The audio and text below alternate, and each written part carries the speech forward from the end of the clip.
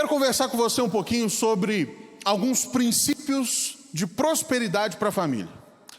E aí, quando a gente fala de prosperidade, já tem gente que fala assim, eu não tenho culpa que distorceram o conceito. A gente tem que tomar muito cuidado com isso.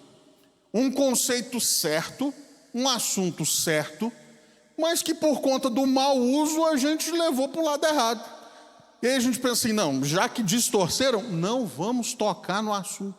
Não vamos falar para evitar problema. Não, gente. Se distorcer, a gente fala do jeito certo. Se distorcer, a gente corrige e volta para aquilo que a Bíblia nos ensina sobre o assunto. Eu quero pensar com você a partir da história de Isaac, a partir da vida dele, a partir desse momento de transição que ele está vivendo, sobre alguns princípios que ele nos fornece, que a vida dele nos fornece para a prosperidade dentro da nossa casa. Mas fica vago se eu não definir isso daí. O que é prosperidade, afinal? Prosperidade é a gente ter em abundância de Deus para fazer a vontade de Deus para a glória de Deus. Prosperidade, portanto, não tem a ver com não ter problema. Prosperidade não tem a ver com nunca passar dificuldade. Prosperidade não tem a ver com determinar o que Deus tem que fazer ou o que Deus não pode fazer. Prosperidade tem a ver com receber as bênçãos de Deus com gratidão e alegria e usá-las para a glória de Deus e edificação do povo de Deus. Isso é prosperidade. Aqui com Isaac a gente consegue aprender alguns princípios interessantes sobre prosperidade. E é interessante mais ainda o fato de que Isaac está vivendo um novo tempo na vida. Se você olhar aí na sua Bíblia, do capítulo 25 para o 26 há uma transição importante da própria história de Isaac. E o capítulo 26 começa assim: sobrevindo fome à terra, além da primeira, a vida nos dias de Abraão, foi Isaac a Gerar, avistar-se com Abimeleque, rei dos filisteus. Isaac está mudando de ares, Isaac está mudando de canto, Isaac está mudando de terra. É uma transição drástica. Já teve que mudar de cidade? Dá um trabalho, dá dor de cabeça. E às vezes dá uma dor no coração gigantesca. Você tem que sair de um determinado lugar que você aprendeu a amar. Sair de um canto, sair de um meio de um povo que você está ali alinhado, afinado, mas as coisas mudaram, as circunstâncias mudaram, a vida mudou a tal ponto que você precisa mudar. E é o caso. Isaac precisa mudar, ele precisa ir para outra terra para quê? Para não morrer de fome. E aqui a gente já vai começar a aprender o primeiro princípio. Você quer ter prosperidade dentro da sua casa? Quer ter prosperidade na sua família? Ouça o que Deus tem a dizer. Olha a sequência do texto, até o versículo 6. Apareceu-lhe o Senhor e disse: não desças ao Egito, fica na terra que eu te disser, habita nela, e serei contigo e te abençoarei, porque a ti e a tua descendência darei todas estas terras, e confirmarei o juramento que fiz a Abraão teu pai. Multiplicarei a tua descendência como as estrelas dos céus, e lhe darei todas estas terras. Na tua descendência serão abençoadas todas as nações da terra, porque Abraão obedeceu a minha palavra e guardou os meus mandamentos, os meus mandados, os meus preceitos, os meus estatutos e as minhas leis. Isaac, pois, ficou em Gerar. Qual que é o negócio que está acontecendo aqui? Isaac está vendo fome na sua terra. O que ele pensa? Vou para o Egito. Terra boa, terra fértil, terra rica, melhor lugar que eu tenho para ir. Eu vou para o Egito. Deus fala: pera aí, Isaac, calma aí, você não vai para o Egito. Isaac, eu sei que a terra é boa, a terra é próspera mesmo, está tudo dando certo no Egito, mas você não vai para lá. Você vai ficar onde eu te falar. Você vai estacionar aí, até que eu te diga que é hora de sair, até que eu te diga que é hora de mudar. Irmãos, às vezes, com muita frequência, eu diria, a gente bate cabeça porque não ouve a voz do Senhor. A gente toma decisões terrivelmente precipitadas, que dão muito errado, porque a gente simplesmente ignorou o que Deus tem a dizer para nós. Ah não, mas eu sei o plano, eu tenho um plano, eu sei que vai dar certo, funciona, lá está dando certo, lá vai ser bom, lá vai funcionar. Funcionou. Bateu cabeça, deu errado. E agora? Eu fico pensando no exemplo vivido por um antecessor de Isaac, Ló. Abraão e Ló precisam se separar. A terra está sendo pouca para os dois.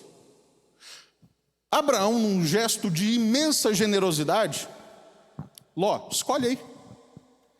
Vai lá, decida para onde você quer ir. Você vai para um lado, eu vou para o outro.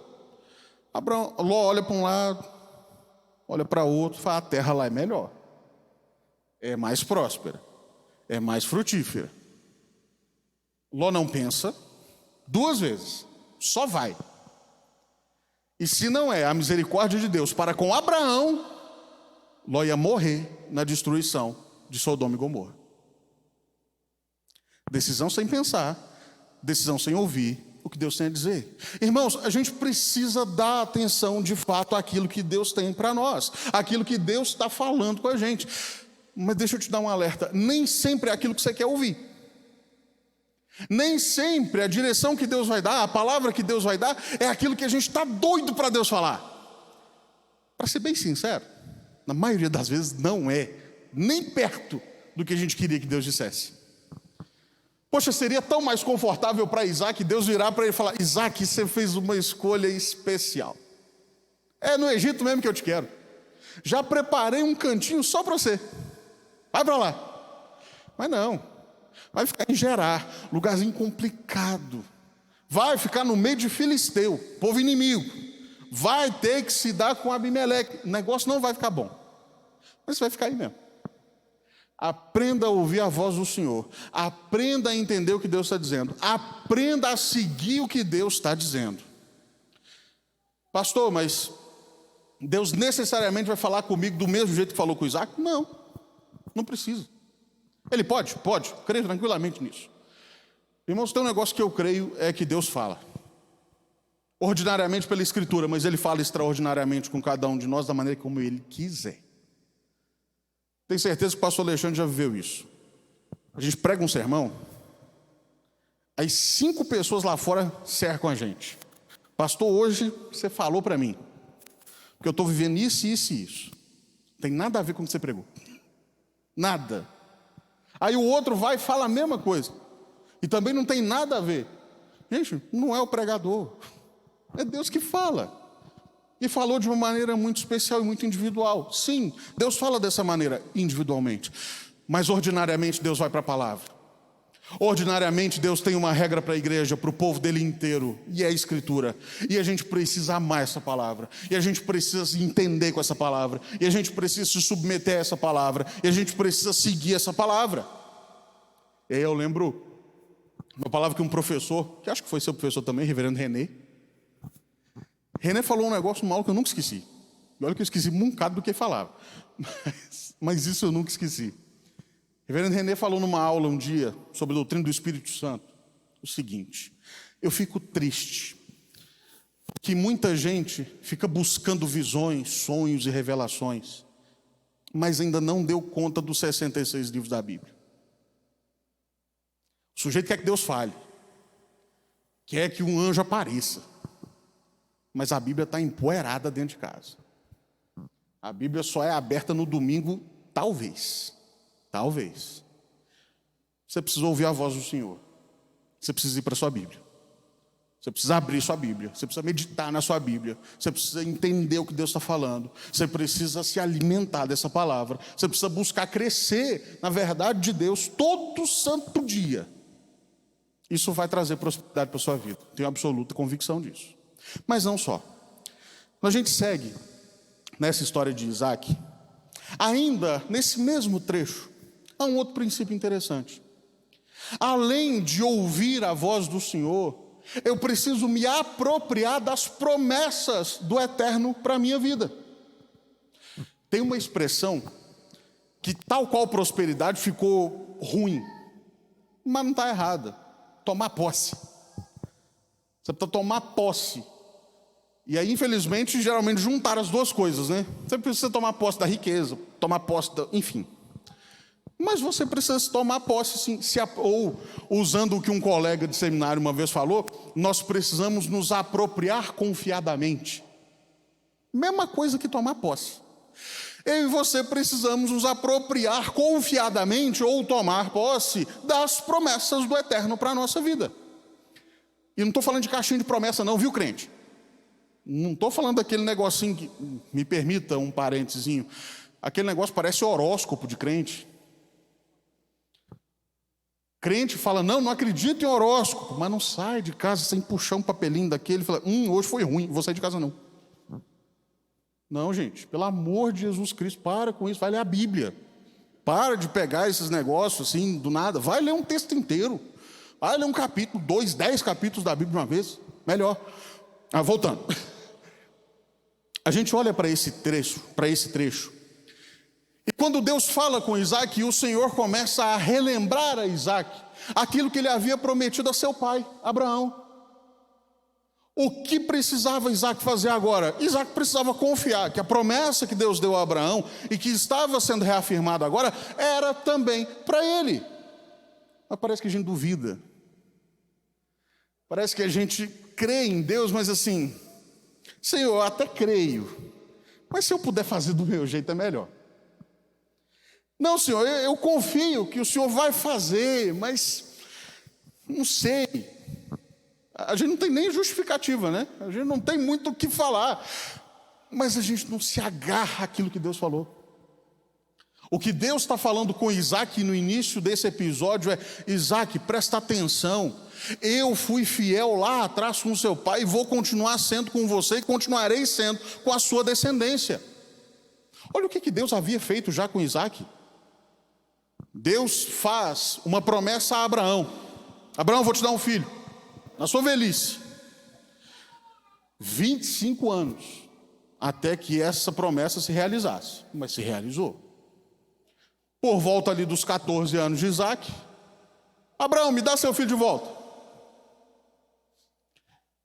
Beleza, vamos embora.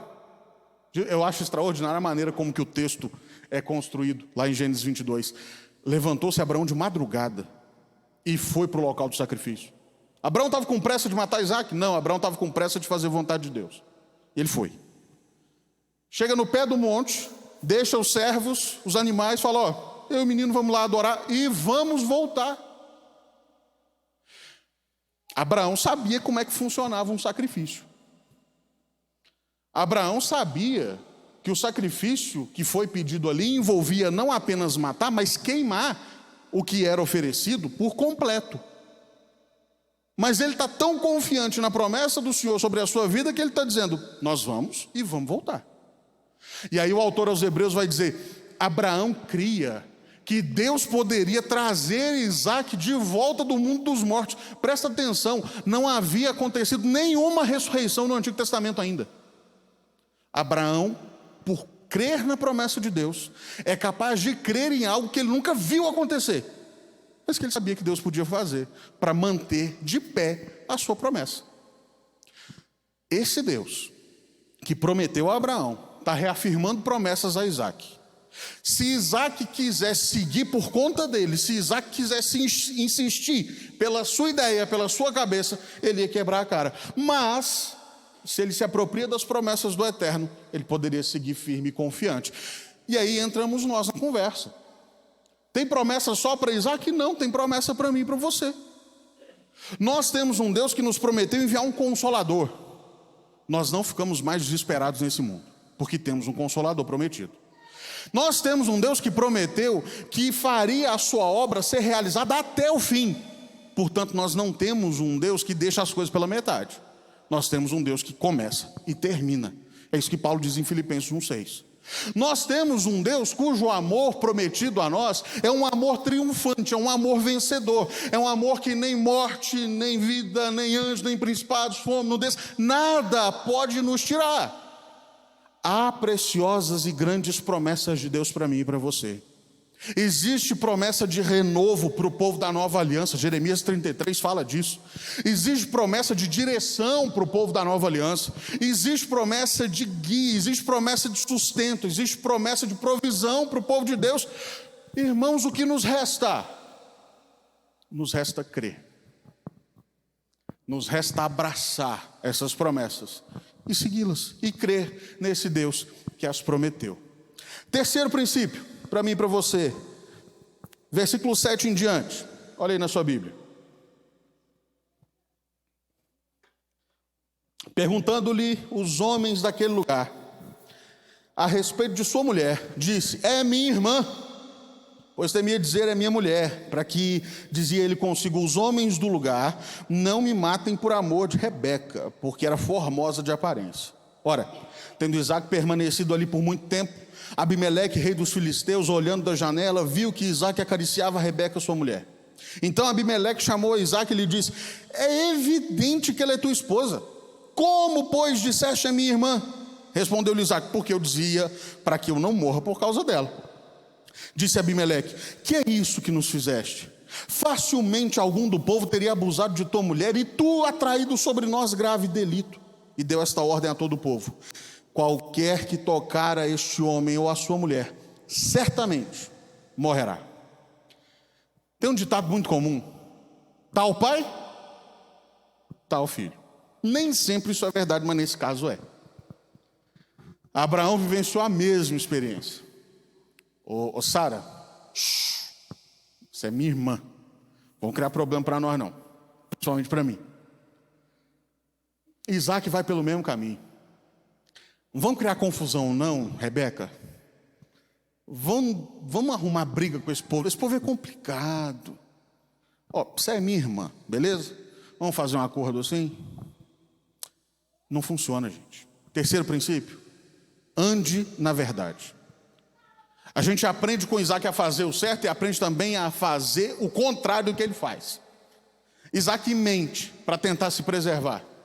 Isaque mente para tentar guardar a sua própria vida. Isaque mente para tentar permanecer íntegro.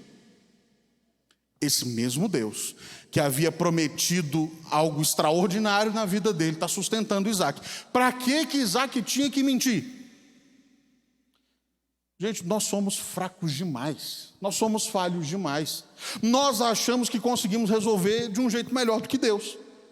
Deus estabeleceu o local, Deus estabeleceu o povo, Deus estabeleceu o caminho. Para que eu vou tentar mentir para me preservar? E aí tem muita família caindo de ponta cabeça por causa de mentira. Não, mas uma mentirinha besta. Uma mentirinha boba, pastor, não vai dar em nada não. Gente, mentirinha besta não existe. Mentira é mentira e ponto. Eu não vejo na escritura nenhuma licencinha, sabe? Nenhuma brecha. Eu falo, não, aqui, chegar num ponto desse, vai lá. Não precisa falar tão verdade assim, não. Pior, a única coisa que a escritura atribui paternidade ao diabo é a mentira. Esse negócio é sério. E às vezes a gente está brincando.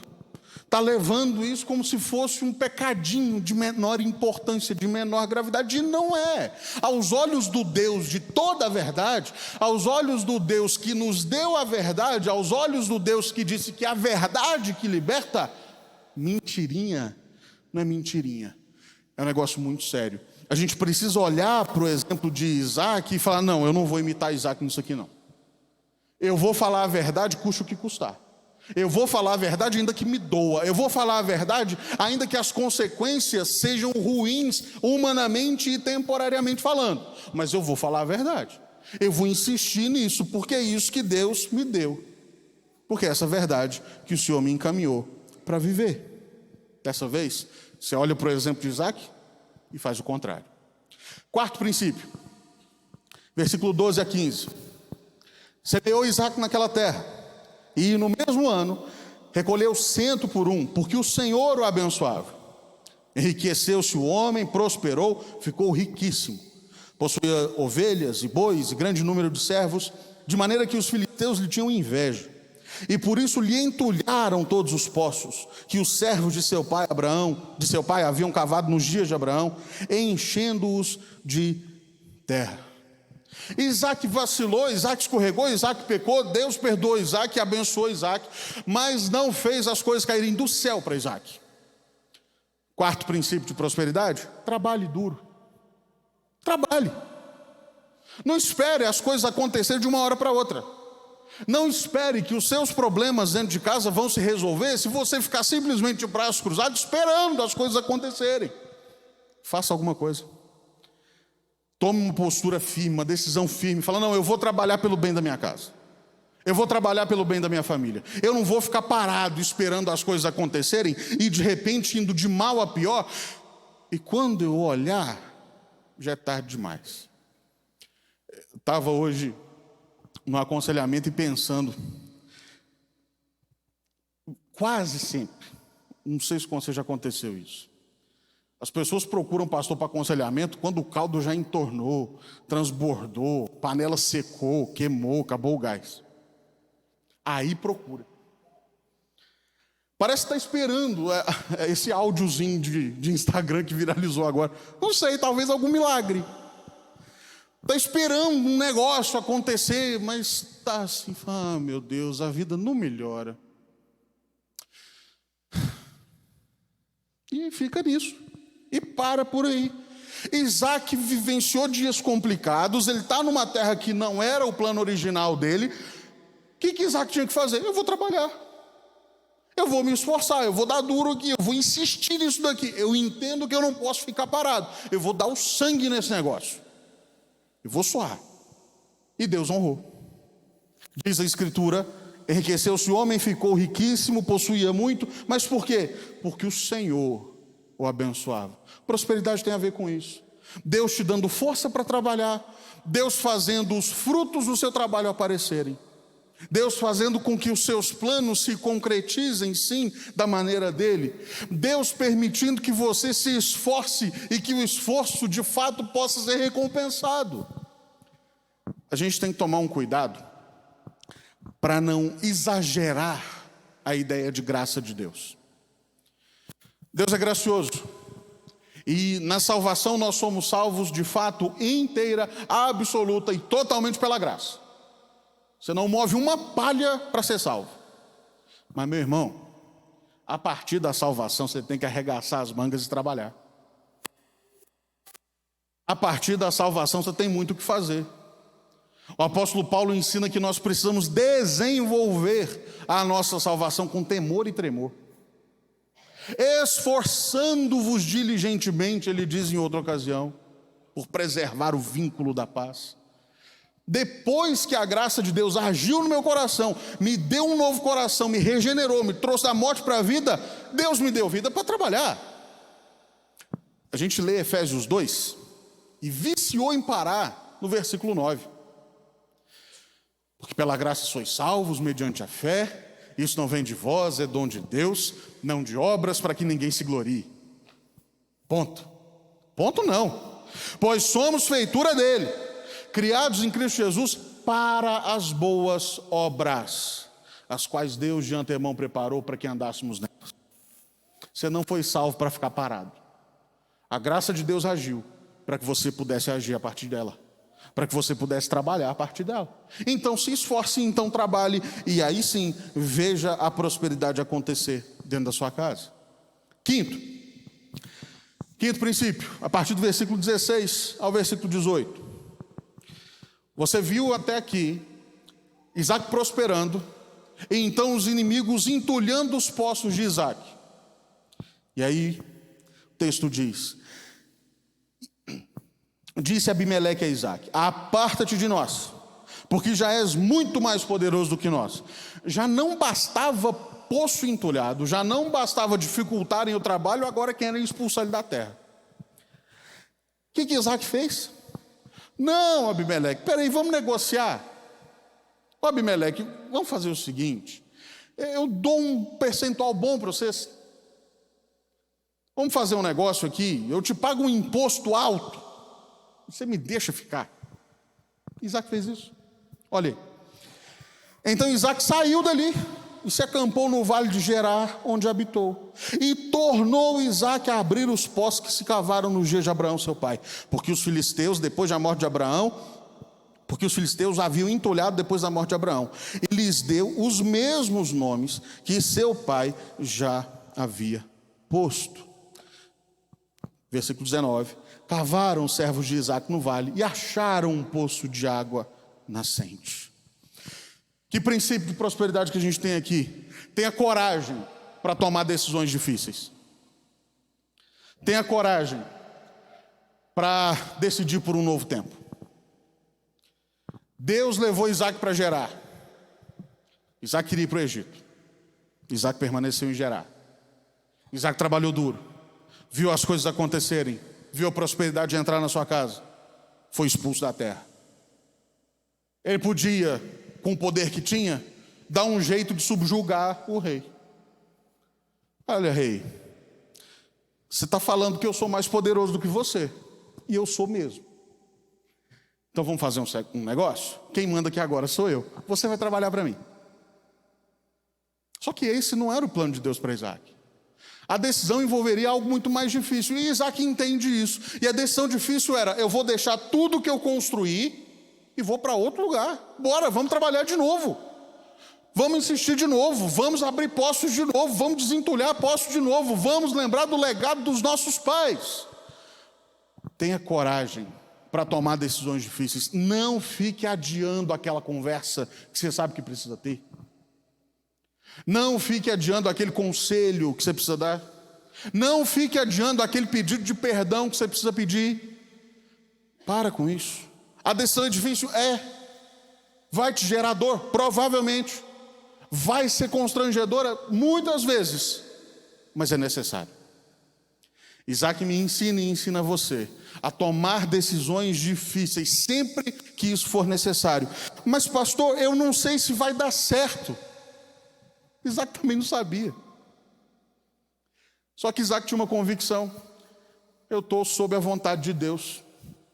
Ponto. Irmãos, a caminhada de fé não é a caminhada da bola de cristal.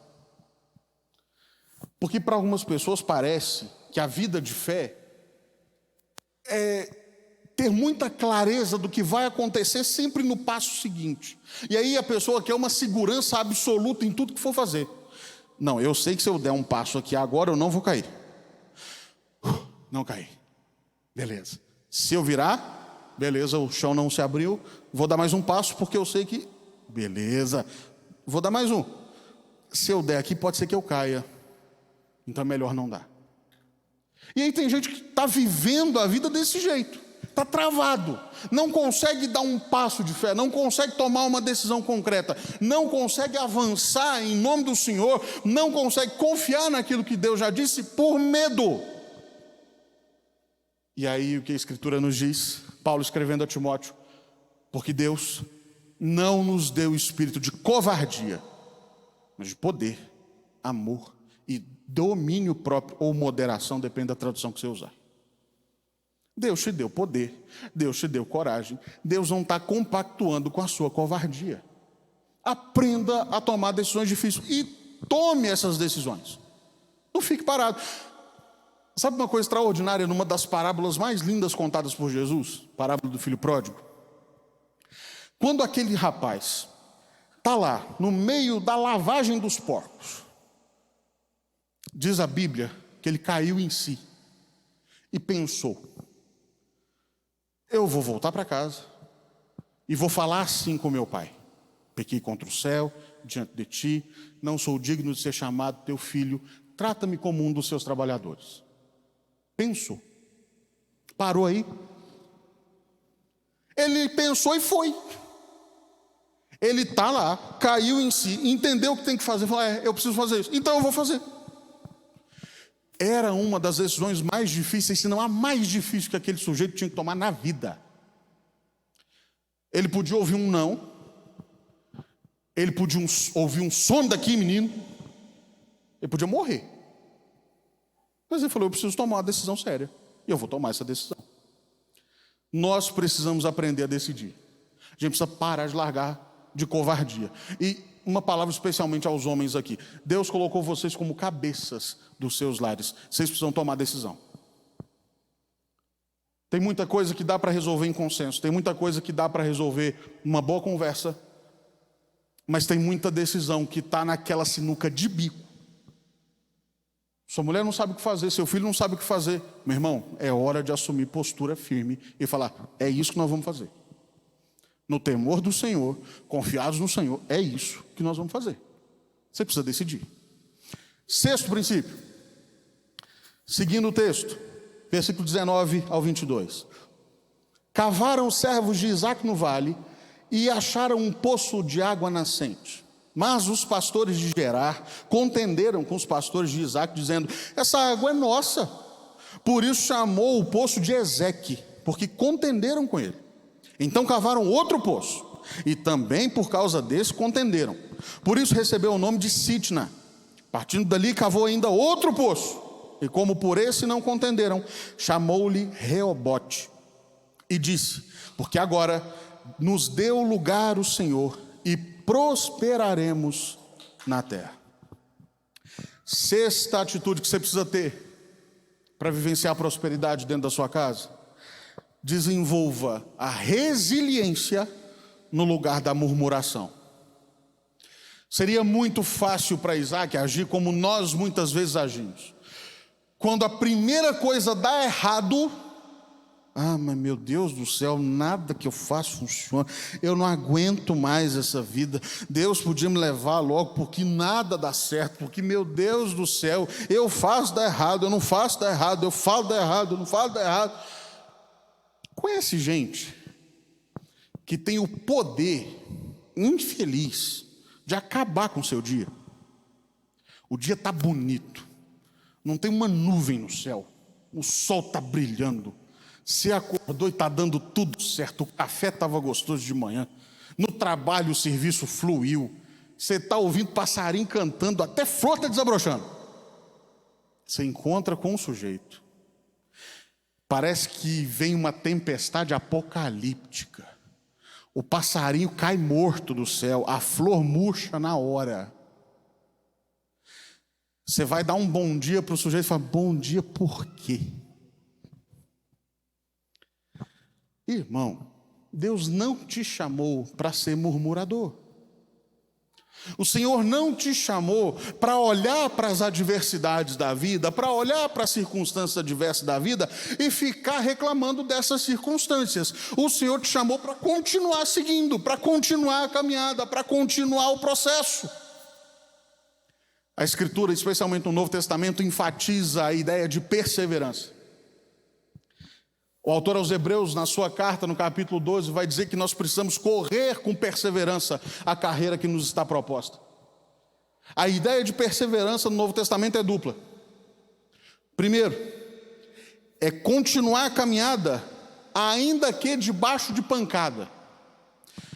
Você já brincou de corredor polonês na escola?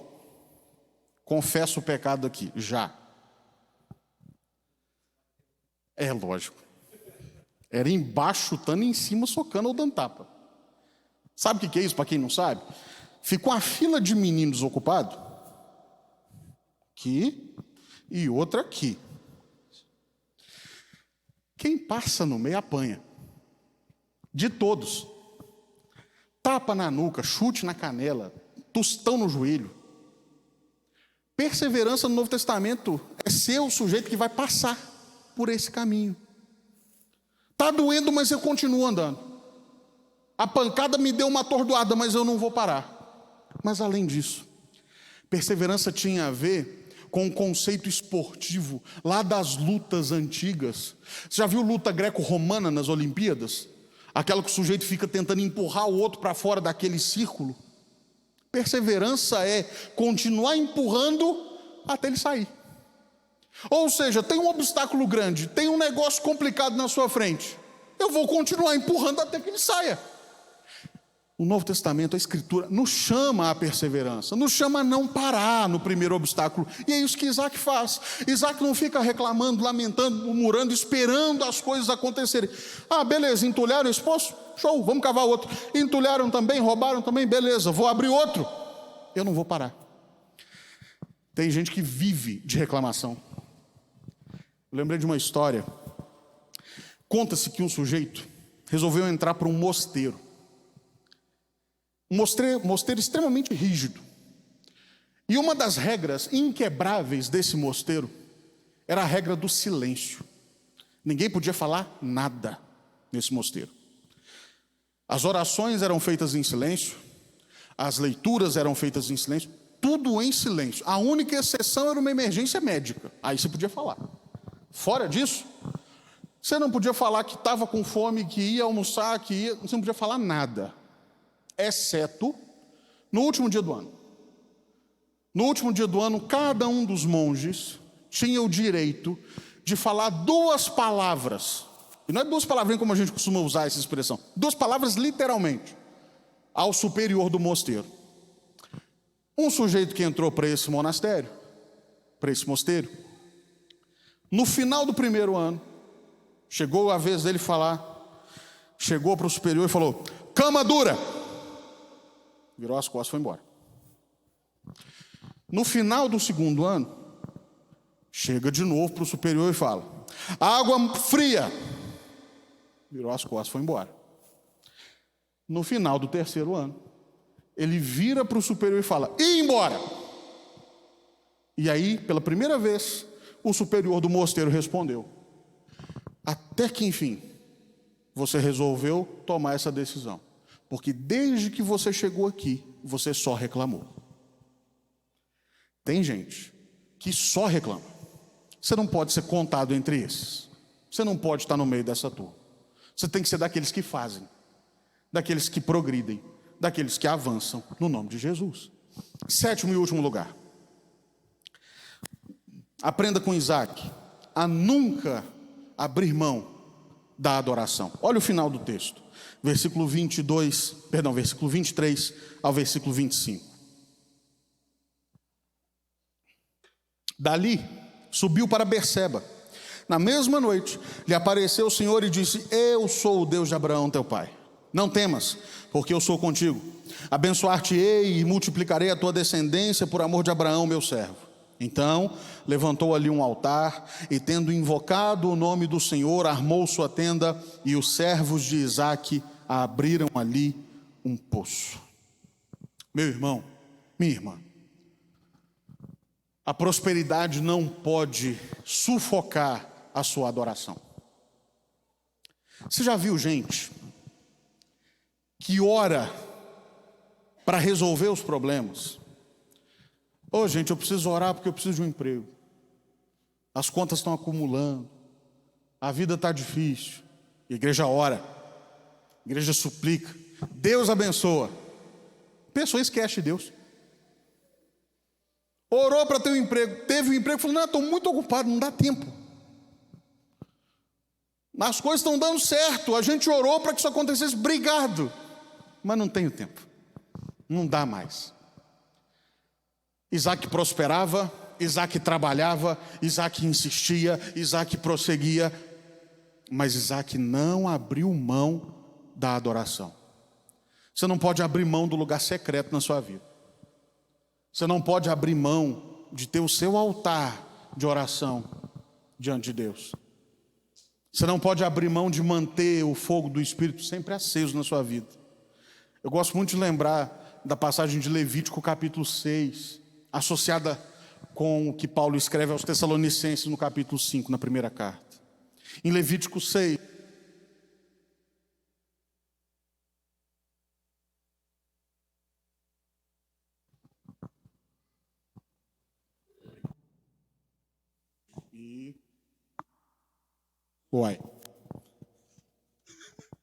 deve ir.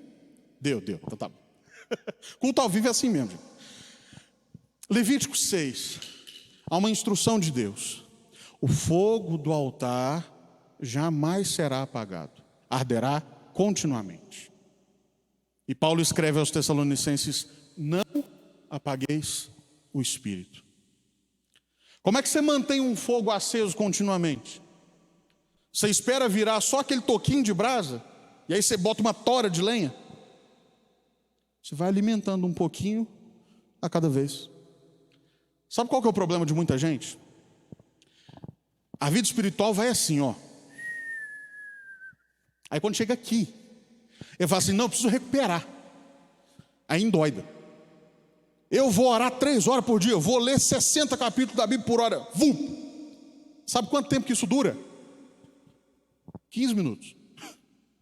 Ou menos. Empolga, empolga, empolga, empolga, empolga. Na primeira crise, fundão de novo.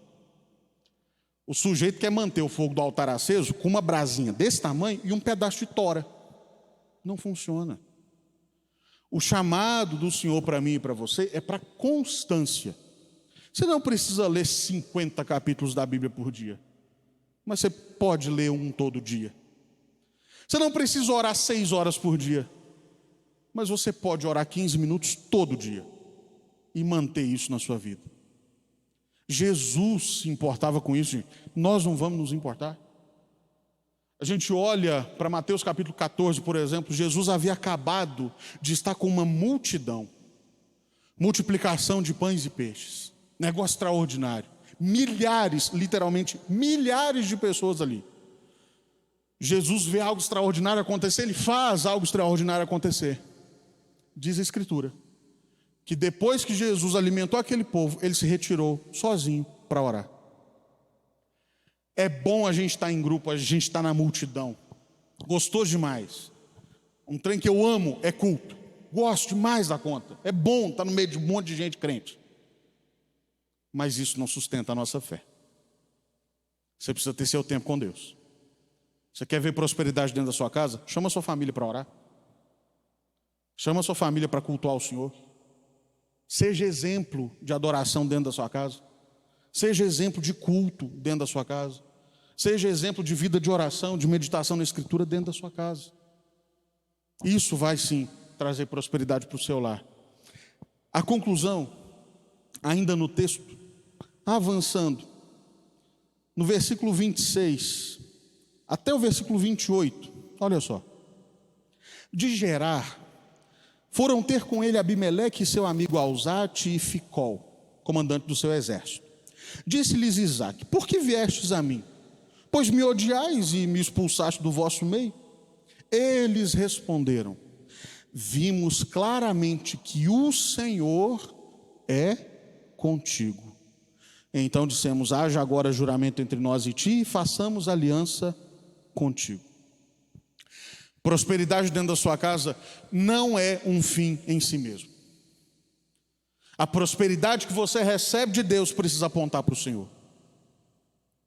Abimeleque viu a prosperidade de Isaque, e ele não foi lá elogiar Isaque e falar: Isaque, você é bom demais. Ele foi até Isaque e falou: nós vimos o Senhor. Nós vimos Deus através da sua vida, Isaque. Meu irmão, as pessoas precisam ver o Senhor através da sua casa. As pessoas precisam ver o Senhor através da sua vida. As pessoas precisam ver aquele que é maior que Isaque, Cristo Jesus, na sua casa. Nós servimos a um Isaque superior e perfeito. Aquele que não foi poupado do sacrifício por amor de cada um de nós, Cristo Jesus. Prosperidade que Deus vai derramar sobre a sua casa precisa levar outros a conhecerem esse Deus que te fez prosperar. Amém? Vamos orar? Nosso Deus, nós queremos te agradecer. Agradecer porque o Senhor é quem nos faz prosperar. É o Senhor quem nos move, é o Senhor quem trabalha em nós, é quem trabalha por nós, é quem trabalha através de nós. Te agradecemos, ó Deus, pelo teu povo que se reúne aqui. Derrama prosperidade sobre cada um. E faz, ó Deus, com que cada um tema ao Senhor cada dia mais. Ame o Senhor, se volte para o Senhor e consagre tudo aquilo que o Senhor tem dado ao Senhor. Seja exaltado, Deus, seja bendito, em nome de Jesus. Amém. Que o Senhor te abençoe, meu irmão.